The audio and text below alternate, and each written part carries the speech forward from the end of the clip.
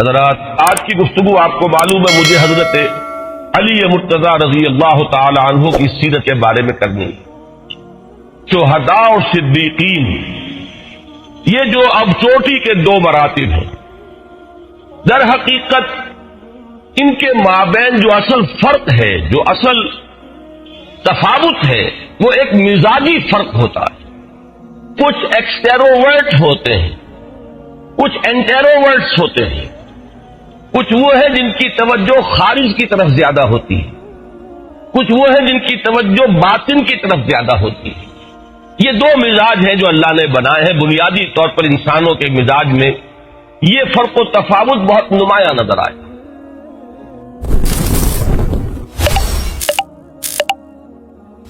بسم اللہ الرحمن الرحیم۔ پہلی بات یہ جان لیجئے کہ انسانیت کا بنیادی جوہر دونوں میں ہوتا ہے، لیکن یہ کہ مزاج کا فرق، استاد طبع کا فرق یہ ہے کہ جو دو مختلف رخ پر ان کی ترقی جو ہے وہ آگے بڑھتی ہے۔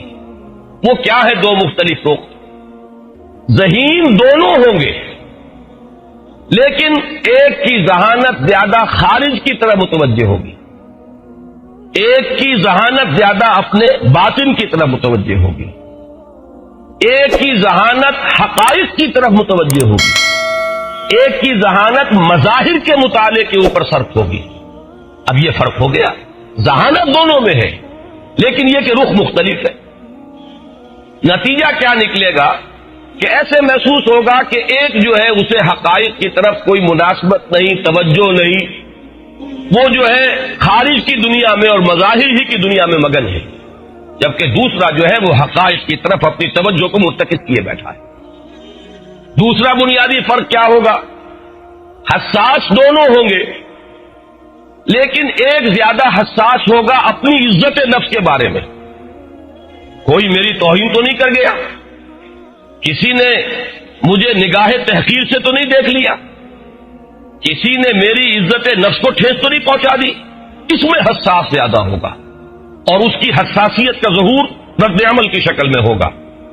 کسی کی حساسیت کا ظہور کس میں ہوگا کہ مجھ سے کسی کو تکلیف تو نہیں پہنچ گئی، میں نے کسی کا دل تو نہیں دکھا دیا، اور اسی کے ساتھ ساتھ کوئی تکلیف میں ہوگا، اسے دیکھ کر وہ تڑپ اٹھے گا۔ اس کی یہ بھی تو حساسیت ہی ہے نا کہ خنجر چلے کسی پہ تڑپتے ہیں ہم امیر، سارے جہاں کا درد ہمارے جگر میں۔ ایک وہ ہے جسے اپنے درد کا احساس تو خوب ہو رہا ہے، دوسرے کے درد کا احساس نہیں ہو رہا۔ اس کا مزاج یہ ہے کہ دریا کو اپنی موج کی طغیانیوں سے کام، کشتی کسی کی پار ہو یا درمیاں رہے، اسے وہ اپنا جو ہے اس کی طرف زیادہ توجہ ہے، اس کی نگاہ جو ہے وہ اپنی ذات کی طرف زیادہ ہے بنسبت دوسروں کے احساسات کی طرف۔ حساس دونوں ہوں گے۔ نتیجہ کیا نکلے گا کہ ایک کے مزاج میں خلق خدا کے لیے رحمت، شفقت، رافت ہوگی، ایک کے مزاج میں شدت اور غلظت ہوگی، سختی ہوگی۔ یہ دو مزاج علیحدہ علیحدہ ہو جائیں گے۔ یہ دونوں کے اجزائے ترکیبی جو ہے ان کو نوٹ کرتے جائیے۔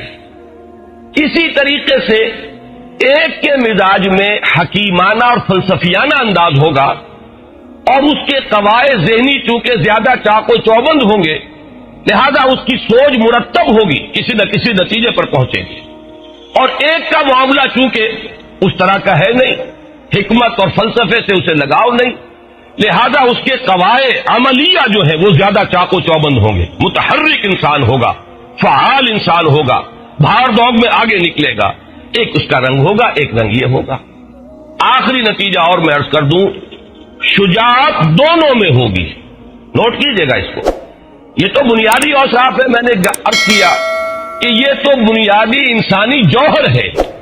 یہ بنیادی انسانی جوہر نہیں ہے تو پھر تو نچلی سطح پر ہی آدمی رہے گا، لیکن یہ بنیادی انسانی جوہر ہوگا تبھی تو اوپر اٹھے گا نا، یا صدیقیت کی طرف یا شہادت کی طرف۔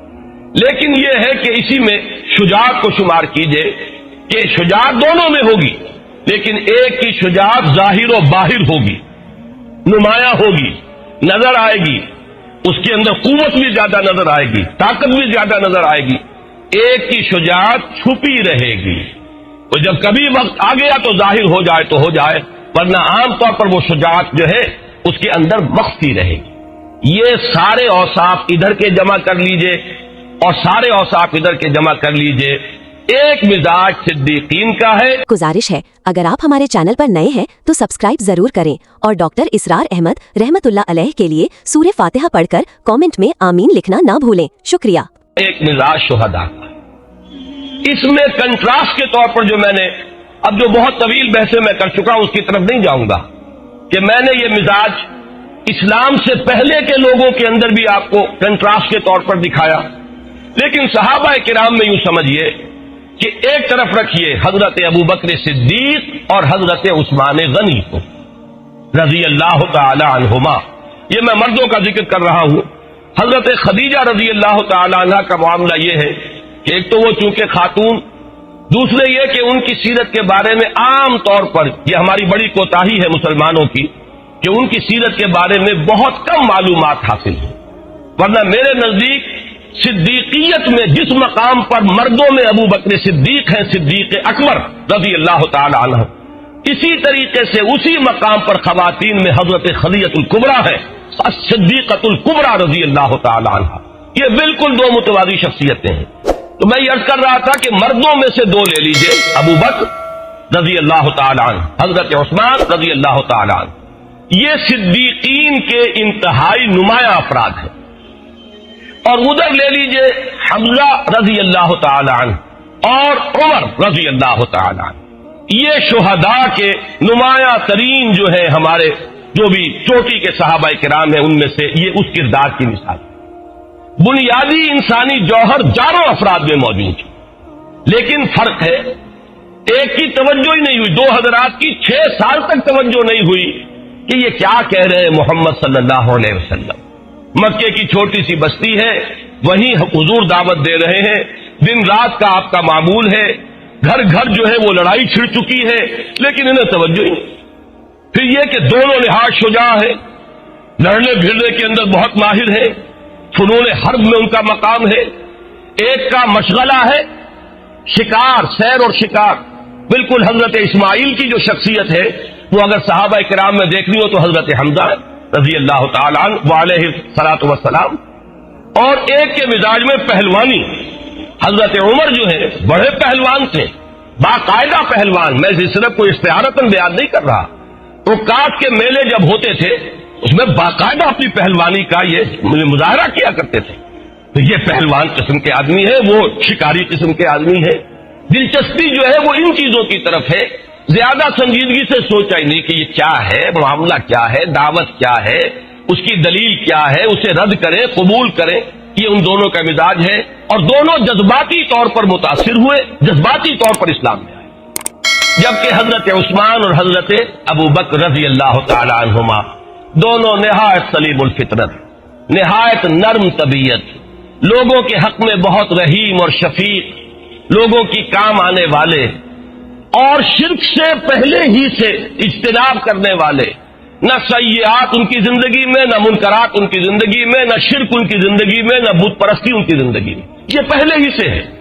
گویا کہ نور تو پہلے سے تھا، حضور پر ایمان لا کر وہ نور علی نور بن گیا، وہ سونا تو پہلے سے تھا، اب وہ کٹھالی میں پڑھ کر اور زر خالص بن گیا۔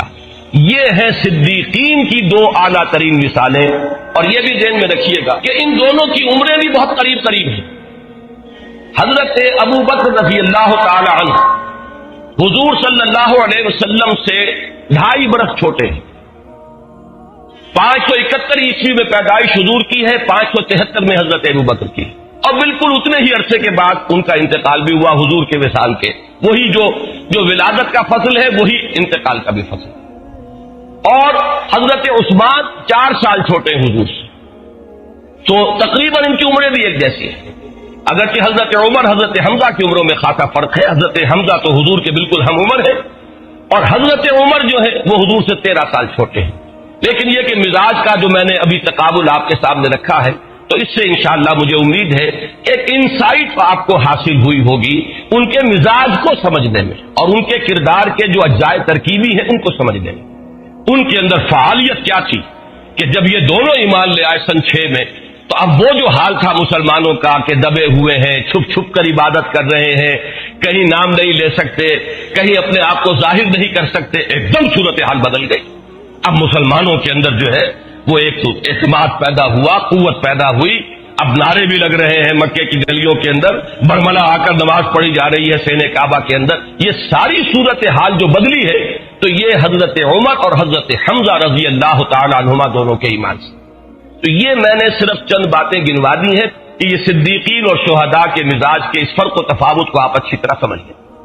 لیکن یہ کہ میرا کتابچہ جو شہید مظلوم کے نام سے موجود ہے، حضرت عثمان غنی رضی اللہ تعالی عنہ کی شخصیت، ان کی سیرت اور ان کی شہادت پر، شہادت انتہائی مظلومانہ شہادت پر، اس میں نے ان مضامین کو کچھ بیان کیا ہے۔ وہ تقریری انداز ہے، اس میں جن لوگوں کو بھی دلچسپی ان مضامین سے ہوئی ہے جو میں نے عرض کی ہے وہ اس کتابچے کا ضرور مطالعہ کرے۔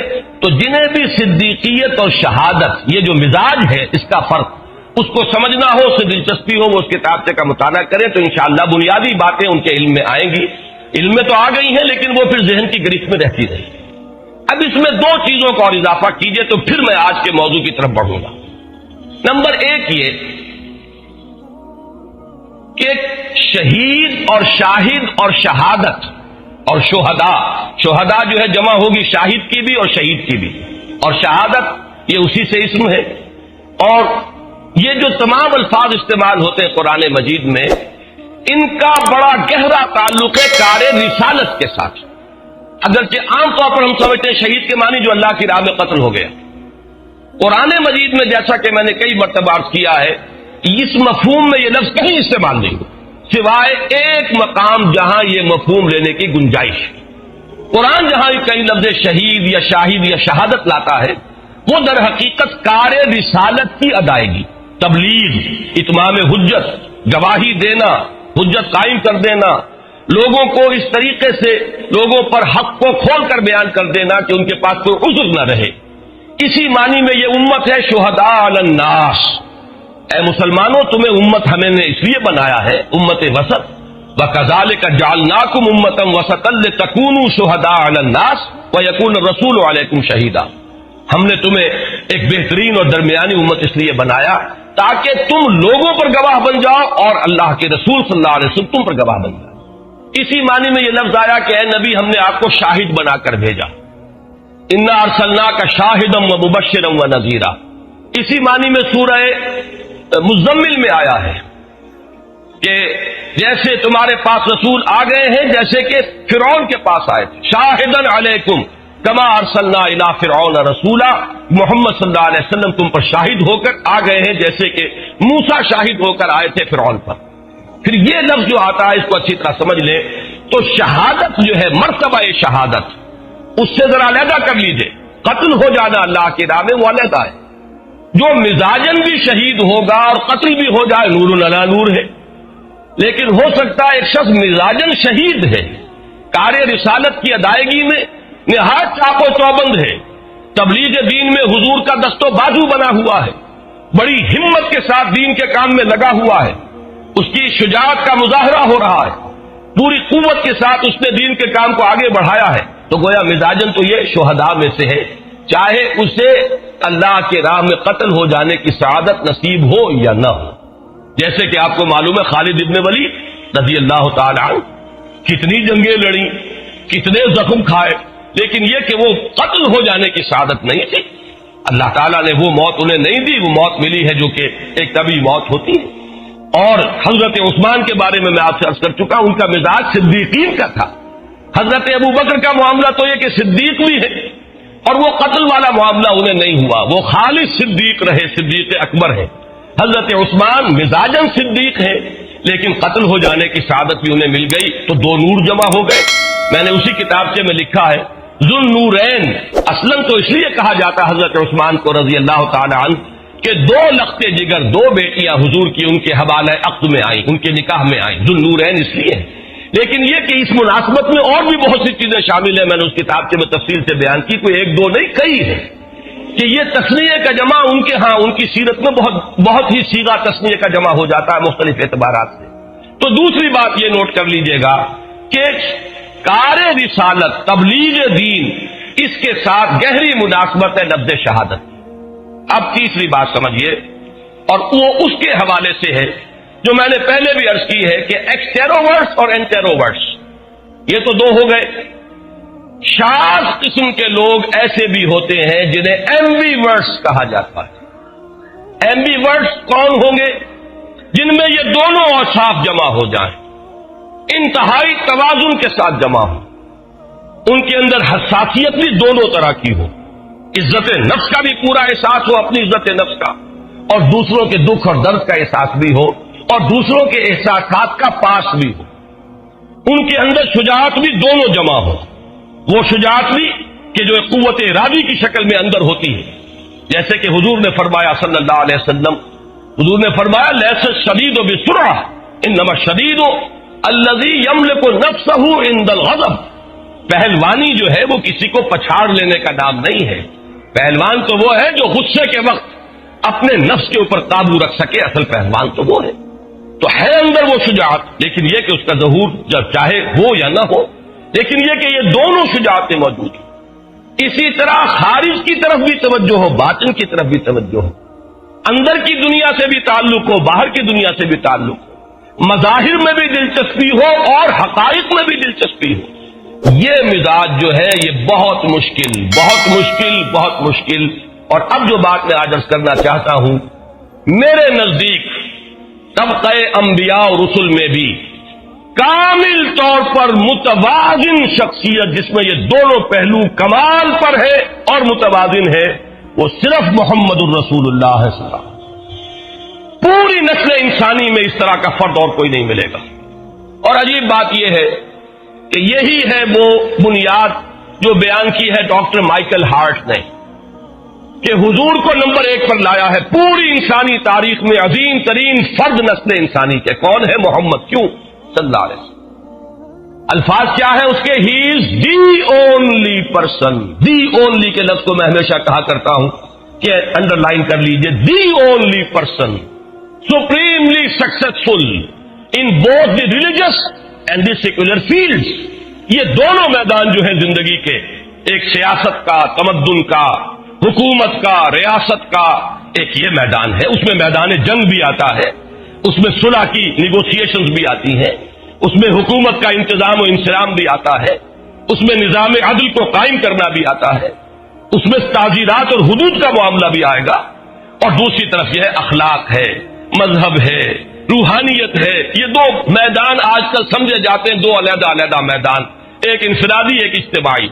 تو اس شخص کا مطالعہ کیا ہے، اور میں اس کی ذہانت کو خراج تحسین ادا کیے بغیر نہیں رہ سکتا کہ بالکل صحیح جگہ پر اس نے پن پوائنٹ کیا حضور کی عظمت پوری نسل انسانی میں اس اعتبار سے کہ اتنی متوازن شخصیت کوئی اور ہے ہی نہیں۔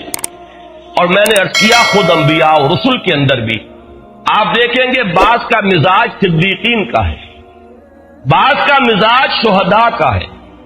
شہید ہونا بالفعل وہ جو ہے قتل فی سبیل اللہ ہو جانا، اس کی بات نہیں کر رہا، میری پوری بحث کو سمجھیے مزاج۔ بعض کے مزاج میں وہ کیفیات ہوں گی کہ جو مثلا صحابہ میں سے آپ حضرت عثمان اور حضرت ابو بکر میں پا رہے ہیں، بعض انبیاء اور رسول کے مزاج میں وہ کیفیات نظر آئیں گی جو مثلا آپ حضرت عمر فاروق اور حضرت حمزہ رضی اللہ تعالیٰ عنہما میں دیکھ رہے ہیں، یہ مزاج وہاں بھی نظر آ جائیں گے۔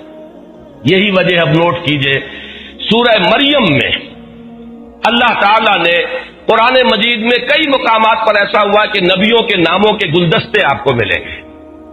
سورہ نساء میں بھی ایک گلدستہ ہے، سورہ انعام میں گلدستہ ہے، سورہ انبیاء میں گلدستہ ہے، مختلف جگہوں پر انبیاء کرام کے ناموں کا تذکرہ بڑی ریپڈ سکسیشن میں وہ آپ کو گلدستے ملیں گے۔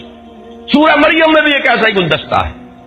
دو رسولوں کے ساتھ فرمایا گیا صدیقا نبیّا، حضرت ابراہیم اور حضرت ادریس علیہم الصلاۃ والسلام، انہ کان صدیقا نبیّا، اور دو کے بارے میں فرمایا وہی جن کا ذکر بار بار میں کر رہا ہوں کہ اگر حضرت اسماعیل کا نقشہ صحابہ میں دیکھنا ہو تو حضرت حمزہ رضی اللہ تعالی عنہ، اگر حضرت موسیٰ علیہ الصلوۃ والسلام کا نقشہ صحابہ میں دیکھنا ہو تو عمر فاروق رضی اللہ تعالی عنہ۔ وہی نقشہ ایک مکہ مارا تھا حضرت موسیٰ نے اور اس قبطی کی جان نکالی، فوقظہ موسیٰ فقضى علیہ، وہ معاملہ ہے۔ حضرت اسماعیل کا بھی آپ پڑھتے ہیں، حضرت ابراہیم کئی مرتبہ آئے ہیں چل کر، کہاں کنعان جہاں وہ آباد ہو گئے تھے وہاں سے آ رہے ہیں مکہ مکرمہ بیٹے سے ملنے، لیکن بیٹا نکلا ہوا شکار کے لیے، کئی دن رہے ہیں بیٹا ہے ہی نہیں، بغیر ملے ہی واپس چلے گئے ہیں کچھ پیغام چھوڑ کر. یہ آپ نے سنے ہوں گے واقعات. جیسے حضرت حمزہ کے بارے میں آتا ہے کہ تیر کمان اور تلوار لیا اور نکل گئے، اور صحرا کے اندر کئی دن جو ہے وہ شکار، کہیں شیروں سے پنجہ آزمائی ہو رہی ہے، کہیں اور کچھ ہو رہا ہے، یہ ان کا شوق تھا. تو جو نقشہ جو سیرت کا آپ کو نظر آئے گا انبیاء کرام میں سے حضرت اسماعیل کا، وہ حضرت حمزہ کا ہے صحابہ کرام میں. جو حضرت موسیٰ کا ہے انبیاء کرام میں، وہ آپ کو نظر آئے گا حضرت عمر کا صحابہ کرام میں. تو یہ معاملہ جو ہے ان دونوں کے لیے سورہ مریم میں فرمایا انہ کان رسولا نبیا. اب رسول کا میں عرض کر چکا ہوں کہ رسالت کا جو مناسبت ہے وہ لفظ شہادت کے ساتھ ہے. یہ دونوں وہ ہیں جن کے مزاج میں شہادت والا جو ہے عنصر وہ غالب ہے. حضرت ابراہیم اور حضرت ادریس، ان کے اندر وہ صدیقیت کا رنگ نمایاں ہے. اسی طرح حضرت یوسف علیہ السلام وہ بھی صدیق تھے. چنانچہ سورہ یوسف میں آپ دیکھیں گے کہ ان سے خطاب بھی کیا ہے جیل کے ساتھ، یوسف ایھا الصدیق، یہ صدیق کا لفظ وہاں استعمال ہوا ہے. یہ بات اچھی طرح نوٹ کر لیجئے، اور یہ بھی نوٹ کر لیجئے چونکہ نبوت اور رسالت خواتین کے لیے نہیں ہے، وہ آخری درجہ جو ہے اللہ تعالیٰ نے صرف مردوں کے لیے رکھا ہے. تو جو اعلیٰ ترین درجہ ہے خواتین کا وہ صدیقیت ہے، اور حضرت مریم کے لیے یہی لفظ آیا امہ صدیقہ. حضرت عیسیٰ علیہ السلام کی والدہ صدیقہ تھی، اس لیے کہ یہ بلند ترین مرتبہ تھی. تو یہاں تک بات سمجھ لیجئے. اب آئیے حضرت علی رضی اللہ تعالیٰ عنہ کی سیرت کے عناصر کیا ہیں اس کو سمجھیے، اور ان کی عظمت کیا ہے اس کو پہچانیے. پہلی بات، میں نے حضرت علی مرتضیٰ کے نام کے ساتھ رضی اللہ تعالی عنہ ایک لفظ کا اضافہ کیا، مسیل عیسیٰ. ان میں حضرت عیسیٰ کی سی ایک کیفیت پائی جاتی ہے، مثال ہے وہ حضرت عیسیٰ کے. بہت سے حضرات اچھے بڑے پڑھے لکھے لوگ، دینی مزاج رکھنے والے، وہ بھی چونک گئے، آج تک یہ لفظ نہیں سنا. یہ تو ان کے غالی عقیدت مندوں نے بھی کبھی آج تک استعمال نہیں کیا، یہ تم کہاں سے لفظ لے آئے؟ تو اسی لیے میں نے آج سب سے پہلے حدیث ایک پڑھی ہے. یہ حدیث مسند احمد میں ہے، امام احمد ابن حنبل اپنی مسند میں اسے لائے ہیں. اس کے علاوہ مستدرک حاکم میں ہے، کامل ابن عدی میں ہے. یہ تو ہے جو اہل سنت کی کتابیں ہیں حدیثوں کی، اور خود اہل تشیع کے ہاں نہج البلاغہ کا جو مقام ہے وہ آپ کو معلوم ہے. حضرت علی رضی اللہ تعالیٰ عنہ کے خطبات، آپ کے خطوط، آپ کے فرامین، آپ کی دعائیں یہ جمع کی گئی ہیں. اس میں یہ کہ کوئی شخص سمجھتا ہے کہ وہ مستند ہے، کوئی سمجھتا ہے کہ نہیں، اس کو چھوڑ دیجئے. اہل تشیع کے ہاں اس کا مقام ہے، اور بلند مقام ہے نہج البلاغہ کا. تو نہج البلاغہ میں بھی حضرت علی رضی اللہ تعالیٰ عنہ کا یہ قول موجود ہے. گویا کہ اس کی صحت پر اہل سنت اور اہل تشیع دونوں متفق ہو گئے. میں وہ بات کہہ رہا ہوں کہ جس میں کوئی اختلاف اور افتراق نہیں. یہ ایک حدیث ہے جو میں نے آپ کو پڑھ کر سنائی، یہ مسند احمد کی روایت ہے، اور مشکات شریف کے اندر بھی موجود ہے. راوی اس کے خود حضرت علی ہے رضی اللہ تعالیٰ عنہ. میں نے آپ کو سنایا تھا، پھر الفاظ سن لیجئے، ایک لفظ غور سے سنیے. عن علی رضی اللہ عنہ، روایت ہے حضرت علی مرتضیٰ رضی اللہ تعالی عنہ سے، قال، انہوں نے فرمایا، قال لی رسول اللہ صلی اللہ علیہ وسلم، کہ رسول اللہ صلی اللہ علیہ وسلم نے مجھ سے یہ فرمایا. حضور نے یہ ارشاد فرمایا خود حضرت علی سے انہیں خطاب فرماتے ہوئے. کیا فرمایا؟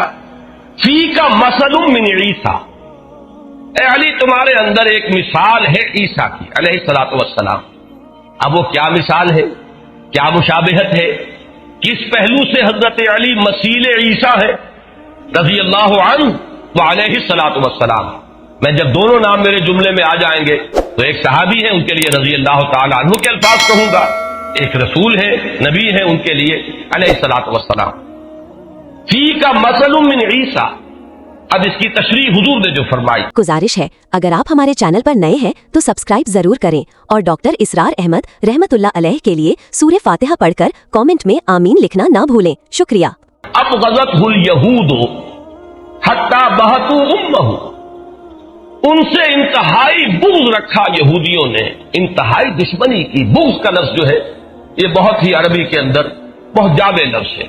انہیں ایک دلی دشمنی تھی حضرت عیسیٰ کے ساتھ، اور اس دشمنی میں کہاں تک چلے گئے آپ کو معلوم ہے کہ حضور فرماتا بہت امہ، کہ انہوں نے اس دشمنی میں اس حد تک جو ہے وہ انتہا کر دی کہ ان کی والدہ پر بدکاری کی تہمت لگائی. کس پر؟ حضرت مریم پر، جن کے لیے میں نے ابھی عرض کیا کہ قرآن مجید ان کو سند دیتا ہے وَأُمُّهُ صِدِّيقَةٌ، جو نبوت کے بعد بلند ترین درجہ ہے نسل انسانی کا، نوع انسانی کے اندر، وہ اس پر فائز ہے حضرت مریم علیہ الصلوۃ والسلام. حتیٰ بہت امہ، اسی لیے جب یہ لوگ آتے ہیں، ویسے تو آج کل یہ بہت محتاط ہیں یہودی، کیونکہ اس وقت تو عیسائیوں کے سہارے ہی دنیا میں ان کا وجود ہے، تو اپنی ان چیزوں کو بربلا کہتے نہیں ہیں، پھر بھی کبھی کبھی وہ اس کا پورا اظہار کرتے ہیں. انہوں نے ایک پکچر بنائی تھی سن آف مین، اور امریکہ میں چلی ہو، یعنی یہ کہ انہوں نے کہا کہ حضرت مسیح یہ جو ہے انسان کے بیٹے ہیں. اب انسان کے بیٹے کہنے کا مطلب کیا؟ شادی تو ان کی ہوئی نہیں. حضرت مریم سلام علیہا کی شادی تو ہوئی نہیں، تو پھر اس کے معنی کیا ہے؟ اگر کسی انسان کے نطفے سے ہے تو نتیجہ کیا نکلا؟ باقی نتیجہ جو ہے وہ خود چھوڑ دیتے ہیں کہ اب یہ انسان جو ہے خود اس کی کھانا پوری کرے. باقی یہ کہ جو اپنے ہاں کی مجالس میں جو کچھ حضرت مسیح کے بارے میں کہتے رہے اور کہتے ہیں، اس کا تو میں یہاں بہرحال نقل کفر نہ باشد، میں اس کا جو نقل کرنے کا بھی یہاں کام نہیں کرنا چاہتا. اچھا، ایک انتہا پر تو یہودی چلے گئے، دوسری انتہا پر حضور نے فرمایا وَأَحَبَّتْهُ النَّصَارَىٰ، اور نصارہ نے ان سے انتہائی محبت کی. حتیٰ انزلوہ بالمنزلۃ التی لیست لہ، یہاں تک کہ انہوں نے حضرت عیسیٰ کو وہاں تک پہنچا دیا جو ان کا مقام نہیں ہے. اس میں بھی وضاحت نہیں ہے، تفصیل نہیں ہے، اس لیے کہ معلوم ہے اللہ کا بیٹا بنا دیا، خدا کا بیٹا ہے، صلبی بیٹا ہے. صلبی بیٹا یہ بھی یعنی یہ کہ یہ نہ سمجھو کہ صرف جو ہے وہ ایک استعارے کے طور پر کہا جا رہا ہے خدا کا بیٹا، بلکہ وہاں لفظ ابن نہیں بلکہ ولد کا لفظ استعمال کرتے ہیں، اور اس کو واضح کرنے کے لیے صلبی بیٹا ہے. حضرت مسیح جو ہے وہ اللہ تعالیٰ کے صلبی بیٹے ہیں. اور یہ کہ تثلیث کا ایک جز ہے، اقانیم ثلاثہ میں سے ہے، خدائی میں شریک ہے، خدا بنا دیا. تو یہ دو انتہائیں ہوئی حضرت عیسیٰ علیہ السلام کے بارے میں کہ ایک گروہ انتہائی دشمن ہوا، یہاں تک کہ ایسی تہمت بھی لگا دی اور ان کے نسب کو داغدار کر کے، اور ان کی والدہ جو ہے ان پر بدکاری کا الزام عائد کر دیا. دوسرا گروہ ان کی محبت میں اس انتہا کو پہنچا، اس غلو میں اس انتہا کو پہنچا کہ انہوں نے خدا بنا دیا، خدا کا بیٹا بنا دیا، خدائی میں شریک کر دیا، جو بدترین اور اریاں ترین شرک ہے. اللہ کی ذات میں کسی کو شریک کر دینا، اس شرک کے جناب میں جرم کے مرتکب ہو گئے. یہاں پر حضور کا فرمان تو ختم ہوا. اب اس کے حوالے سے خود حضرت علی مزید فرما رہے ہیں. ثم قال، یہ جو اب راوی ہیں یہ گویا کہ بتا رہے ہیں کہ اس کے بعد حضرت علی نے مزید فرمایا یہلک فی رجلان، اسی طرح میرے بارے میں بھی دو اشخاص ہلاک ہوں گے، ہلاکت، بربادی، تباہی اور انتہائی ضلالت کو پہنچ جائیں گے. یہلک فی رجلان محب مفرط، ایک وہ ہلاک ہوگا، وہ برباد ہوگا جو میری محبت میں افراط کو پہنچ جائے گا. افراط و تفریط کا لفظ آپ استعمال کرتے ہیں، ایکسٹریمز. محب مفرط، بے انتہا محبت کرنے والا، محبت میں غلو کرنے والا، محبت کی انتہا کو پہنچا دینے والا. یقرضنی بما لیس فی، میرے اندر وہ اوصاف گنوائے گا جو میرے اندر نہیں ہے. بالکل وہی بات کہ حضرت مسیح کو وہاں تک پہنچایا جہاں وہ نہیں تھے، اسی طرح میرے اندر وہ ان اوصاف کو بیان کرے گا. یہ یقرضون، یہ وہ لفظ ہے جو عام کتابوں میں آپ نے لکھا دیکھا ہوگا، تقریض. کتاب کی تقریض ہوتی ہے، کتاب کی کوئی تعریف کرتا ہے، اس کی کوئی جو اس کے محاسن ہیں ان کو بیان کرتا ہے تو اسے تقریض کہتے ہیں. یہی وہی لفظ ہے تقریض باب تفعیل سے کہ یقرضنی، وہ میرے اندر محاسن وہ بیان کرے گا بما لیس فی، جو میرے اندر نہیں ہے. اور دوسرا کون ہلاک ہوگا، دوسرا کون انتہا کو پہنچے گا؟ وہ مبغض، دوسرا مجھ سے بغض رکھنے والا، دشمنی رکھنے والا، عداوت رکھنے والا، جس کے دل میں میرا عناد ہوگا، مجھ سے بغض و عداوت ہوگی.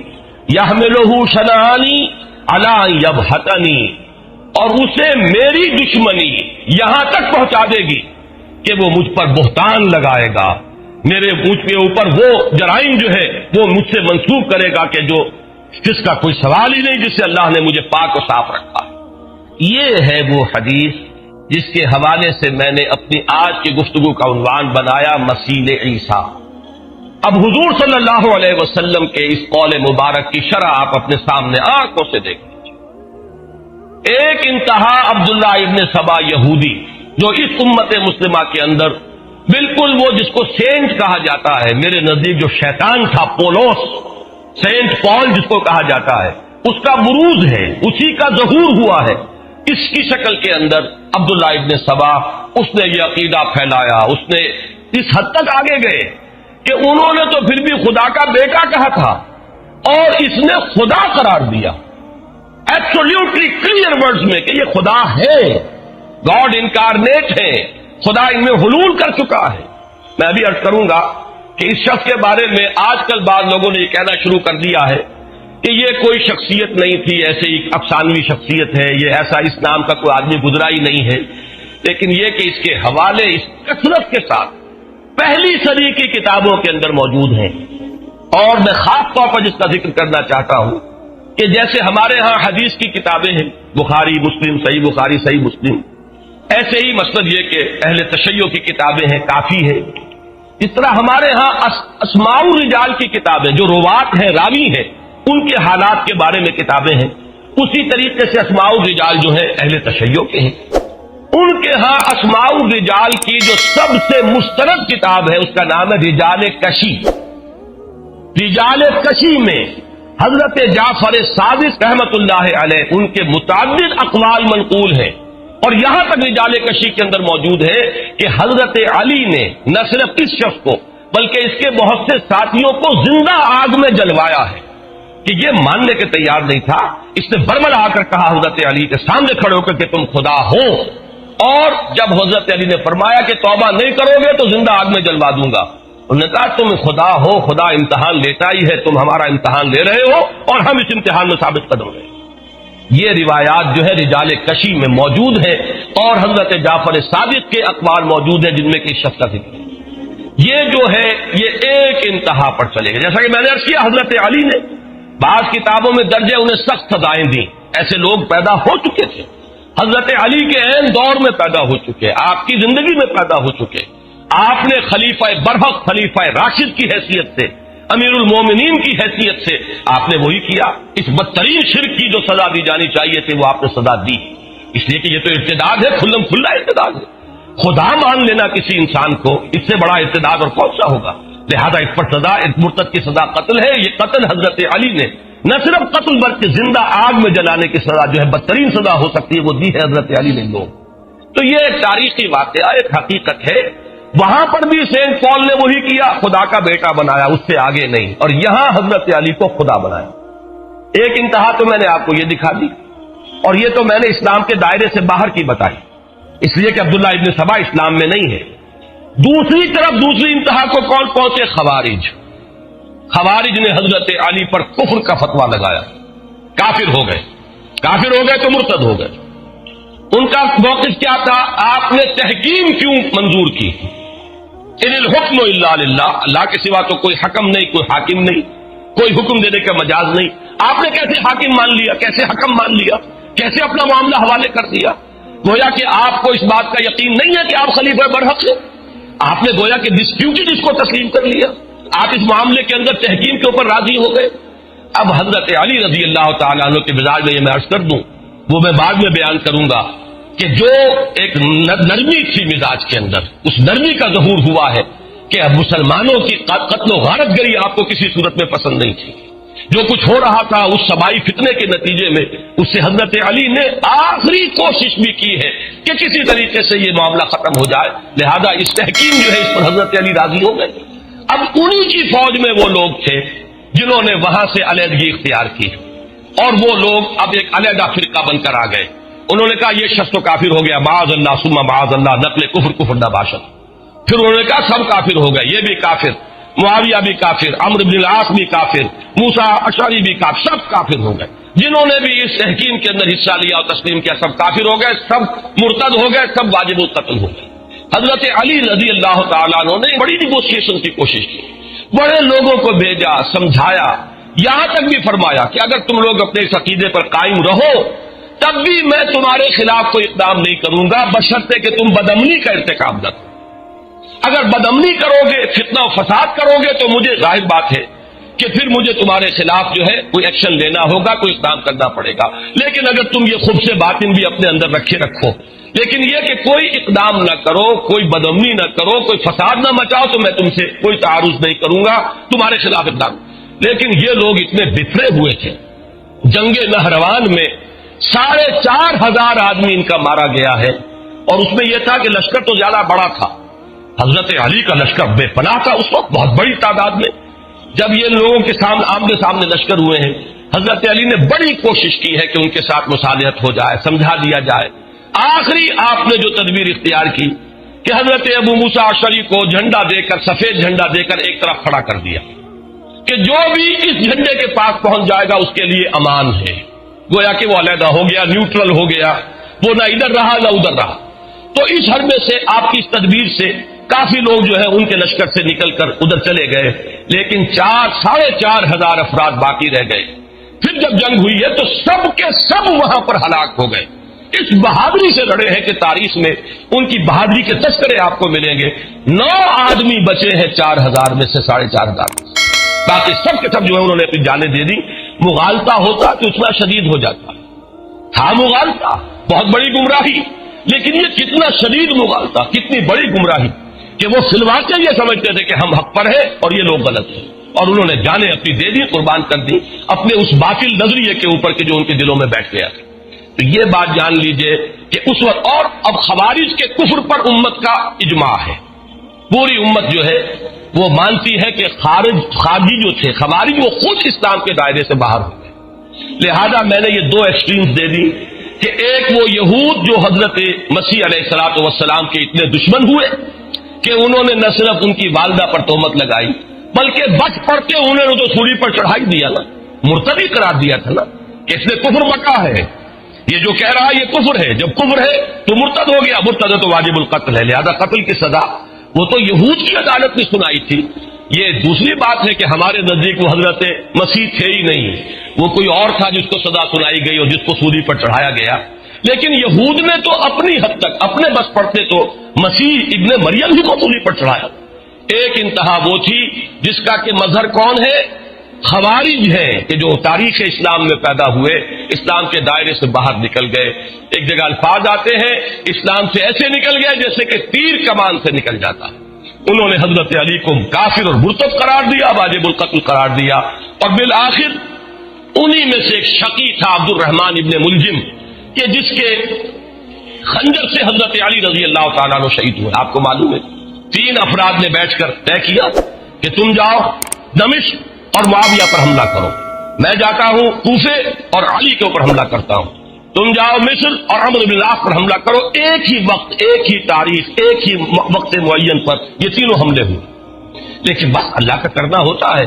حضرت معاویہ اس وقت مسجد گئے ہی نہیں تھے، حضرت عمرو بن العاص پر شاید وار ہوا۔ ان دونوں میں سے کس کا کیا معاملہ ہے یہ ہو سکتا ہے مجھے اس وقت مغالطہ ہو یادداشت میں۔ ایک پر حملہ ہو ہی نہیں سکا کہ وہ مسجد آئے نہیں تھے، ایک پر ہوا، وار اوچھا پڑا، معمولی سا زخم آیا، صحتیاب ہو گئے۔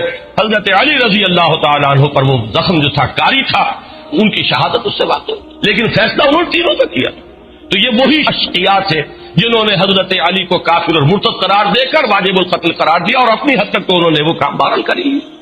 اور دوسری طرف انتہا پر عبداللہ ابن سبا جنہوں نے حضرت علی رضی اللہ تعالیٰ عنہ کو خدا قرار دیا اور اس میں بھی اپنی جانیں دے دی۔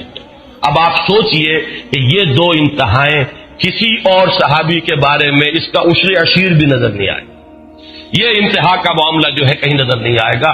یہ دونوں تو میں نے بیان کیے جو دائرہ اسلام سے باہر، دائرہ اسلام کے اندر آئیے تو ایک طرف آج میں ان کا ذکر نہیں کرنا چاہتا، اہل تشیع کا ان کا اپنا نظریہ ہے، فلسفہ ہے، امامت معصومہ ان کا عقیدہ ہے۔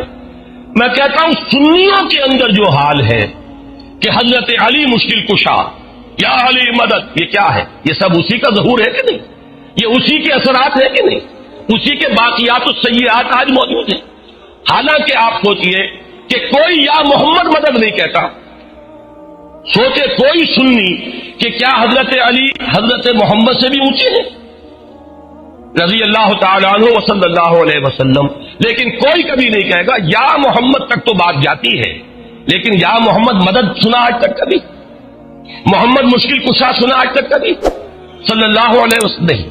ये अली मुश्किल कुशा और या अली मदद, ये हमारे जुहला के अंदर जो ये बात फैली हुई है, ये उसी के असरात है, ये दर हकीकत उसी के ये बाकियात सय्यात हैं कि जो हमारे अवाम के अंदर जुहला के अंदर फैले हुए। और इसी तरीके से अगर आप उधर देखेंगे गुलू हजरत अली की दुश्मनी में, तो जिन्हें नासबी कहा जाता है, हमारे यहां भी एक तबका ऐसा मौजूद है जो एक रद्द अमल का शिकार होकर हजरत अली को सब व शतम का हदफ बनाता है, हजरत अली पर तोहमतें लगाता है, हजरत अली के बारे में कहता है कि वो उम्मीदवार थे खिलाफत के, उनके अंदर उम्मीदवारी थी।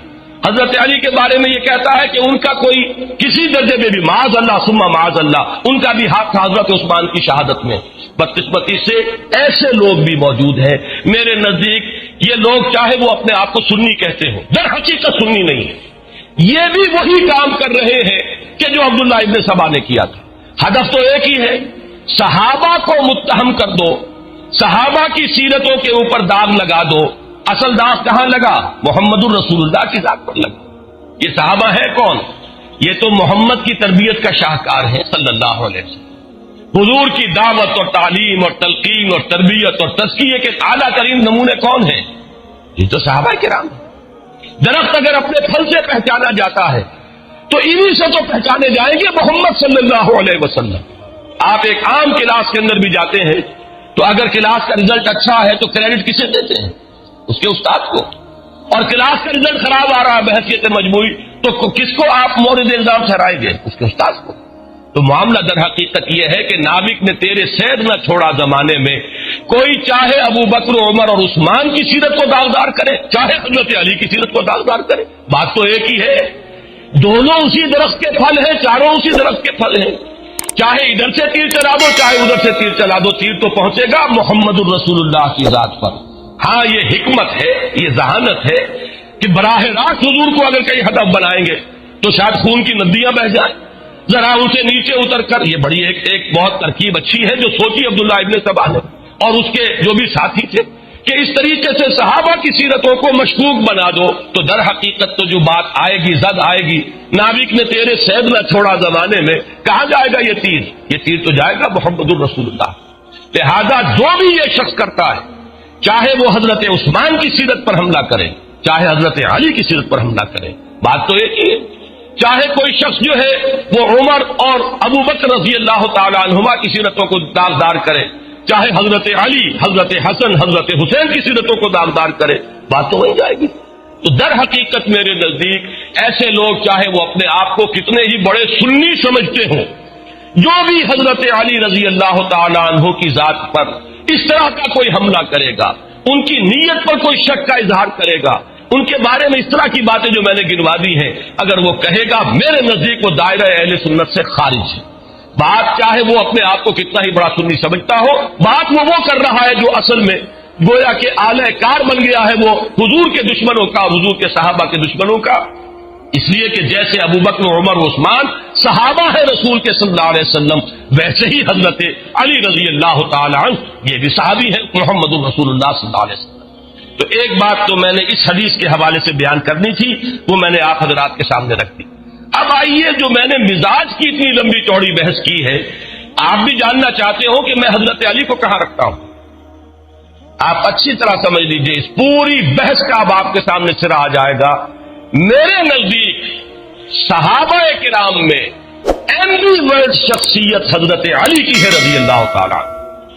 जामे उस सिफात जिनके अंदर ये दोनों रंग मौजूद हैं, हुजूर सल्लल्लाहु अलैहि वसल्लम की शख्सियत का एक अक्स जामियत के साथ है कि हजरत अली में, अब देखिए नोट कीजिए, एक तरफ शुजाअत, बहादुरी, और वो शुजाअत सिर्फ छुपी हुई नहीं, जाहिर व बाहिर। मामला सिर्फ वो नहीं है।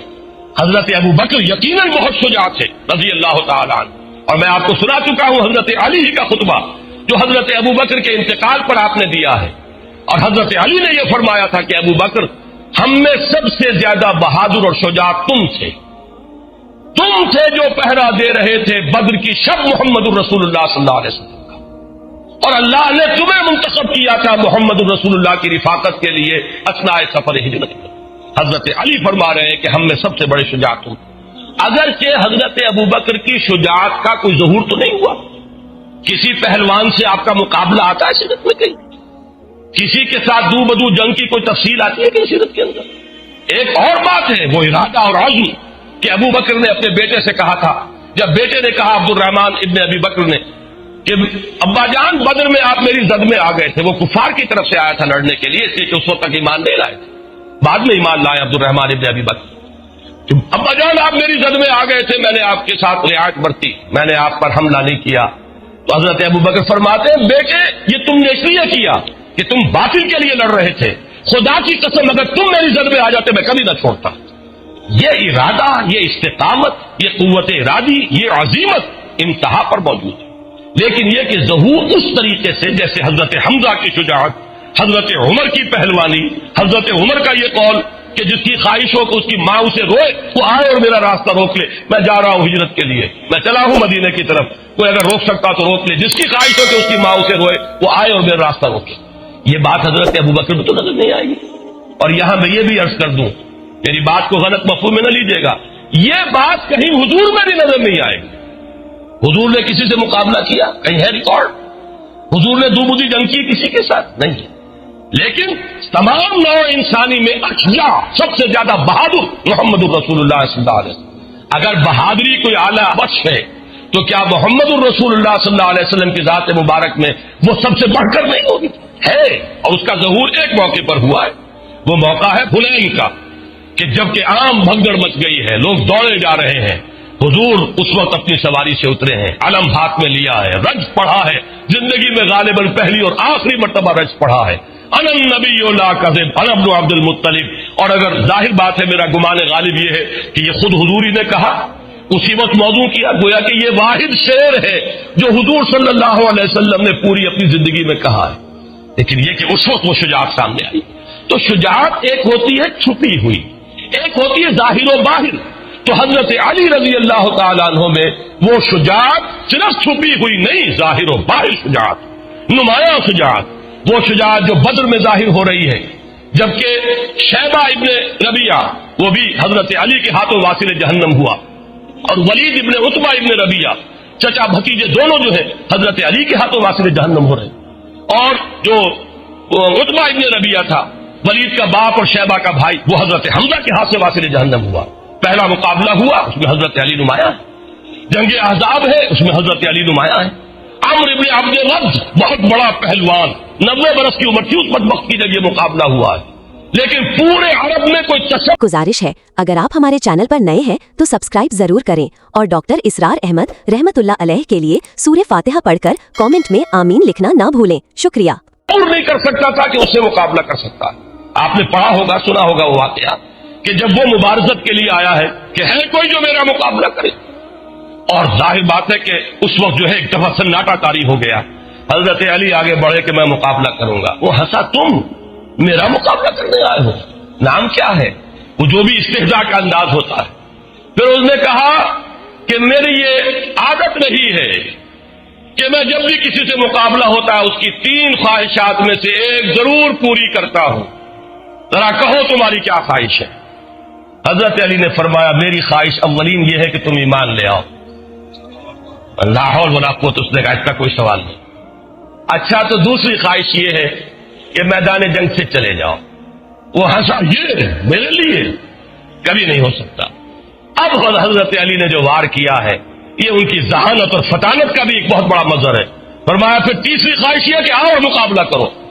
اس پر وہ بہچکا رہ گیا کہ میں نہیں سمجھتا تھا کہ روئے زمین پر کوئی شخص یہ خواہش بھی لے کر میرے سامنے آ سکتا، اور ایک بار میں ختم ہوا حضرت علی کے رضی اللہ تعالیٰ۔ عمرو ابن عبد الرد، اسی طرح خندق کا معاملہ، قموس کا قلعہ سب سے زیادہ سخت تھا، کچھ اور جو گڑھیاں تھی فتح ہو گئی تھی، وہ تھا جو اڑا ہوا تھا، وہ حضرت علی رضی اللہ تعالیٰ عنہ کے ہاتھوں اللہ نے فتح کرایا۔ تو یہ ظاہر و باہر شجاعت، وہ قواعد عملیہ حضرت علی رضی اللہ تعالیٰ عنہ کے وہ بھی ہیں۔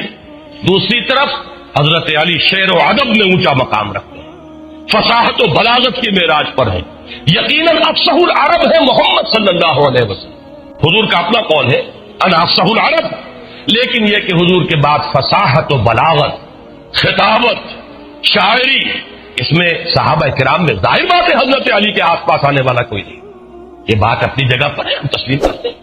تو اچھی طرح سمجھ لیجئے، اسی طریقے سے آپ کے علم میں ہونا چاہیے کہ عربی گرامر کے موجد حضرت علی ہیں۔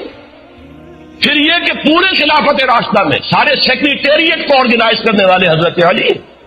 یعنی ذرا آپ اندازہ کیجئے، ایک شخص مرد میدان ہے، اس کی شجاعت وہ صرف پوٹینشل شجاعت نہیں بلکہ واقعی ظاہر و باہر شجاعت، اس کے میں نے چند نمونے آپ کو بتائے۔ مجھے واقعات کی تفصیل میں جانے کی ضرورت نہیں ہے کہ یہ ساری چیزیں معلوم ہیں، لوگوں کے علم میں ہے۔ دوسری طرف اس کے اندر ادب ہے، ان کے اشعار پڑھیے آج بھی انسان وجد میں آتا ہے، کتنے حکیمانہ اشعار، کتنی بے ساختگی ہے۔ میں نے کئی مرتبہ آپ کو اشعار سنائے، یغوص البحر من طلب العالی ومن طلب العلا سیر الليالي ومن طلب العلا من غیر قد اضاع العمر فی طلب المحال۔ جو کوئی بھی موتی چاہتا ہے، موتی حاصل کرنا چاہتا ہے، اسے تو سمندر میں غوطہ لگانا ہی پڑتا ہے۔ جو کوئی اونچا مقام حاصل کرنا چاہتا ہے زندگی میں، اسے راتوں کو جاگنا ہی پڑتا ہے۔ جو کوئی بلندی بھی چاہے اور محنت بھی نہ چاہے، وہ اپنی عمر کو ضائع کر بیٹھتا ہے ایک محال شے کی طلب۔ اندازہ کیجیے۔ اور رضینا قسمت الجبار فینا لنا علم وللجہال معلوم، اس میں فلو دیکھیے، اس کا ردم دیکھیے۔ ہم راضی ہیں اللہ تعالیٰ کی تقسیم پر جو اس نے ہمارے بارے میں کی ہے۔ ہمیں اللہ نے علم عطا کیا، جاہلوں کو دولت عطا کی، ہم راضی ہیں، ہم علم کی دولت پر راضی ہیں۔ یہ حضرت علی کے قول۔ اور انا الذی سمتنی امی حیدرا، میں وہ ہوں کہ جس کا نام اس کی ماں نے حیدر رکھا تھا، شیر رکھا تھا۔ اس حوالے سے سمجھ لیجئے، اصل میں والدین کا رکھا ہوا نام حضرت علی کا اسد تھا، شیر، اور یہی حیدر کے معنی عربی زبان میں۔ یہ جو لفظ علی ہے آپ کا نام، یہ محمد الرسول اللہ نے رکھا ہے، یہ نام والدین کا دیا ہوا نہیں ہے۔ والدین کا نام اسد ہے، والدین کا عطا کردہ نام۔ حضرت علی کا نام پھر جب علی رکھا ہے تو وہ محمد الرسول اللہ صلی اللہ علیہ وسلم نے رکھا۔ تو یہ اچھی طرح سمجھ لیجئے کہ یہ جامعیت جو ہے کہ ایک ایمبی ورڈ شخصیت، میں نے آپ کو گنوایا چونکہ میں نے عکس بیان کیے ہیں کہ جو مقام اور مرتبہ آپ کو نظر آئے گا شہادت کے مراتب میں، اس مزاج میں، جو حضرت اسماعیل حضرت موسیٰ کا، وہ ہے حضرت حمزہ اور حضرت عمر خطاب کا رضی اللہ تعالی۔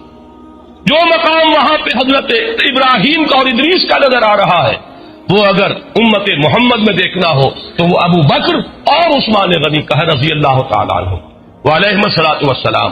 لیکن جامعیت کبریٰ کا جو مظہر محمد الرسول اللہ صلی اللہ علیہ وسلم، جن میں یہ دونوں چیزیں جمع ہیں، جن میں یہ جامعیت ہے، جن کے اندر توازن ہے، جس میں یہ دونوں اوصاف ایک وقت مجتمع ہے۔ ایک طرف انتظامی اوصاف دیکھیے، میں ابھی اشارہ کر چکا ہوں کہ جس تیزی کے ساتھ ایکسپینشن ہوا تھا عالم اسلام کا، وہ اگر اس میں کنسولیڈیشن نہ ہوتی، انتظام و اہتمام و انصرام نہ ہوتا، نظم نہ ہوتا، تو وہ تو تباہی ہو جاتی۔